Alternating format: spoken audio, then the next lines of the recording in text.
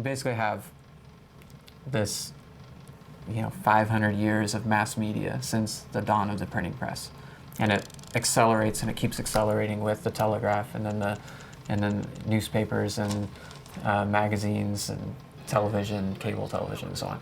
You have the most amazing onslaught of media coming at you, and you want to be there because here you are searching for identity and recognition, and you know that if you are going to have that identity and recognition, you have to be on TV. You have to be part of the media itself, and that's the void into which the web comes. For pretty much as long as you can remember, superstars have been extremely separated from their fans. You could think all the way back to some of the first superstars like Elvis, all the way up to the most recent ones like Britney Spears or Katy Perry or something like that. That chasm between the fan and the star has always been huge. Most YouTubers I know don't even like it if I say fans. They want me to say viewers, because fan puts them up on a pedestal that they don't feel like they're on. I try to become famous on YouTube. How do you become famous on YouTube? I personally always wanted to be famous on YouTube.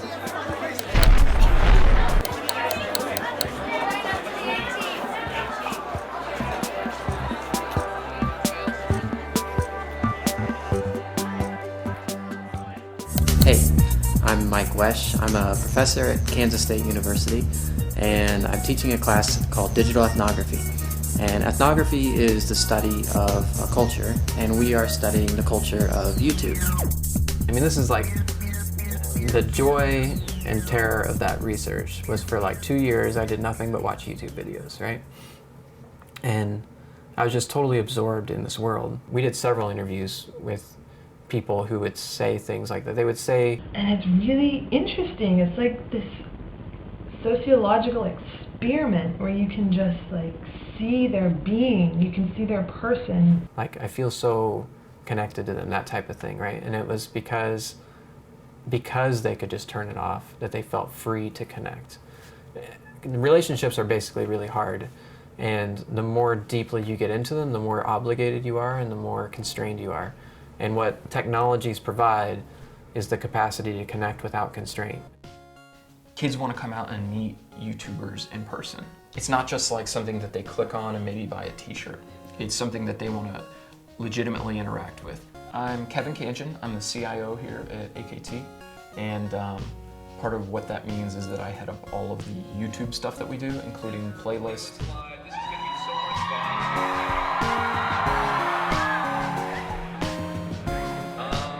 Yeah, this is awesome. This is the YouTube community coming together to hang out and just do their thing. So hey, I just met these awesome people here, and they are vlogging me right now. They're vlogging me while I'm vlogging. Well, they're not vlogging me, they're documenting me while I'm vlogging.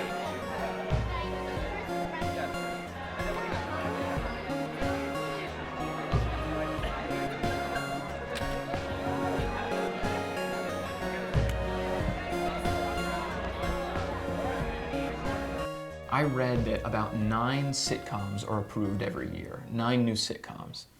On YouTube, there are probably 9 new channels every 5 seconds or something. I don't know what the stats are exactly, but anybody can go on, they can get started, and the crowd decides if it's good or not.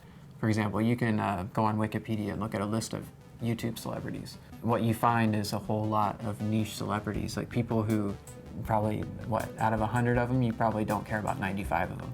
And that's the fragmentation. And that means then you can be famous with a niche group. You can be somebody really amazing within a niche and nobody else will know who you are. Right now, I'm only about to hit 2,000.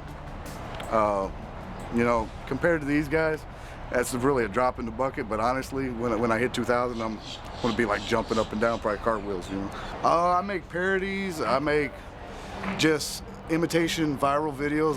I got a guy running into a trailer and it blows up. I called it Meth Lab Explosion. I want to do this full time. I want to have my freedom to do what I love to do every day. This is the future. You got a whole generation of TVs that's out now that are all YouTube ready for a reason. It has everything to do with interactivity. There's not a person that you saw here that doesn't tweet at their followers, Facebook them, respond to their comments, respond to their emails. If you're not interacting, you're not a part of it.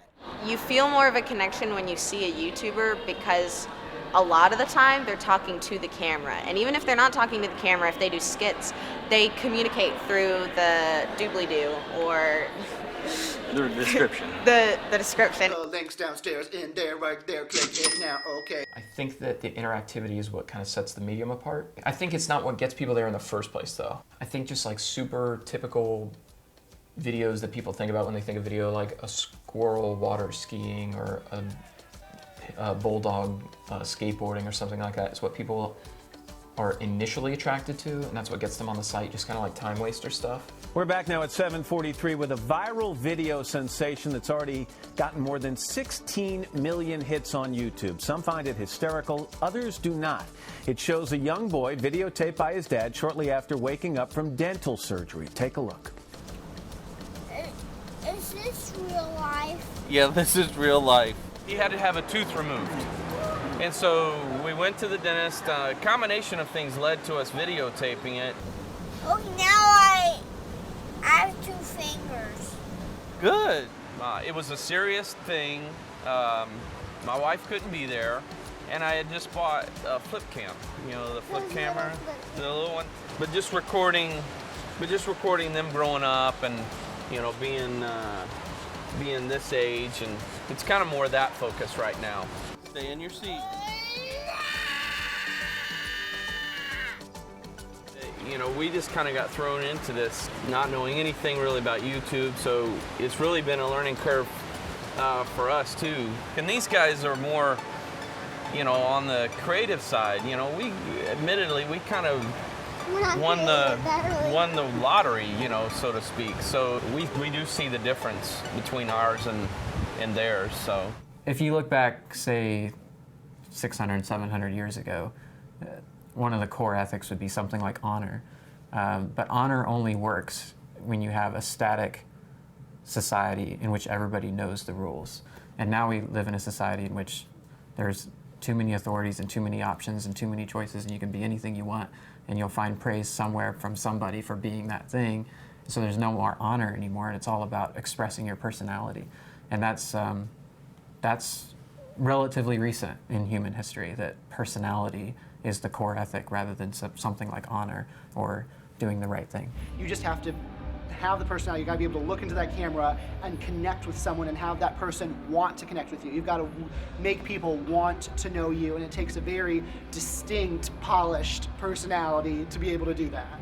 No one's really figured out the formula just yet, except for MysteryGuitarMan. I don't know.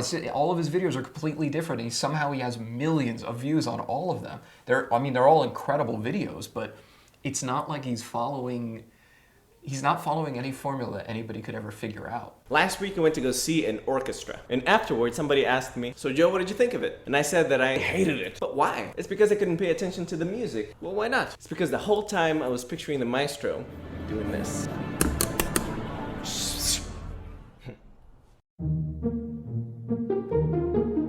It's constant for me. I wake up and I'm on the computer checking comments and thinking of new ideas. So for me, it's a way of life. It's not really a job. Celebrities, you know, are like untouchable. You know, like the way that people treat me is a lot different than the way that people treat, let's say, Brad Pitt. You know, of course, I'm not comparing myself to Brad Pitt. I'm much better looking. But no, I'm kidding. It sounds weird at first because it's easy to think about, well, so-and-so, Brad Pitt's a movie star, but Phil DeFranco is just some guy. But in reality, Brad Pitt is just some guy who happens to be a movie star. And Phil DeFranco is just some guy, and so is, you know, Mitchell Davis. They're all just some guy or girl or whatever that just, I mean, they just did this thing. And it blew up. Most of them did not start out and say, I'm going to become famous on YouTube. So I think that they feel like it's more attainable. It's not like they're the celebrities and we're like trying to get their attention. We've actually they've come up to us a few times. Yeah. It's really cool. If you're talking about celebrity, you might as well be talking about anonymity, because they're actually the same thing. They're the same cultural phenomenon. We have celebrity because we have anonymity. People crave to be celebrities because they feel anonymous. People crave to connect with celebrities because they're full of anonymous social relations in their regular life. So they create these parasocial relations that allow them to feel connected without actually being connected. You know, people come up to me and it's like they're a friend of mine. And they're like, hey, man, what's up? How's it going? I'm like, great. What's your name? I don't know you. And they're like, oh, yeah, you don't know me. Normally when you have a friend that you meet each other at the same time, but we met them a long time ago and they're just now meeting us. You have to realize that the biggest demographic watching is under 15. And then the second biggest is 15 to 24 or something like that, right? Every social network worked like that. The difference is YouTube is being seen as way more of a medium than just a network or just a website. Another thing too is because the computer is where a lot of kids go to have their social life. You know, so like the computer is where Facebook is. You know, it's like that's where my friends are. Oh, MysteryGuitarMan is on Facebook. MysteryGuitarMan is my friend. I think the reality is we live in a society in which you can be a lot of things. But I think there's a danger in putting value on a limited set of things that are, you have to be popular, celebrity, all those types of things. I mean, once you say you have to be a celebrity to be somebody, that is a dangerous notion because there's just not that many people who can be celebrities. It's just not possible. Although there's some pretty clever sayings drifting around about celebrity. You know, it used to be said, I think it must have been Andy Warhol or somebody, right? He said, like, everybody will get their 15 minutes and that kind of thing. And now they say everybody will be famous with 15 people.